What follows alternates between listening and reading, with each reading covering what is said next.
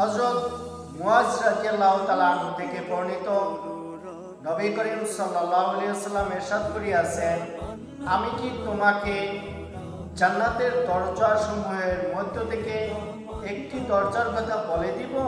হযরত মুয়াজ রাদিয়াল্লাহু তাআলা আনহু বললেন, ইয়া রাসূলুল্লাহ, সেটা আবার কি? আল্লাহ রাসূল সাল্লাল্লাহু আলাইহি ওয়াসাল্লাম বললেন, জান্নাতের ভিতরে অসংখ্য অগণিত দরজা আছে, তাহার মধ্যে একটি দরজার নাম লা হাওলা ওয়ালা কুওয়াতা ইল্লা বিল্লাহ। আল্লাহ রাসূল সাল্লাল্লাহু আলাইহি ওয়াসাল্লাম এরপর নসিহত করেন যে তুমি যদি এই তাসবিহ লা হাওলা ওয়ালা কুওয়াতা ইল্লা বিল্লাহ নিয়মিত পাঠ করো, এই তাসবিহ লিখিত দরজা দিয়ে তোমাকে আল্লাহ তাআলা জান্নাতে প্রবেশ করাইবেন।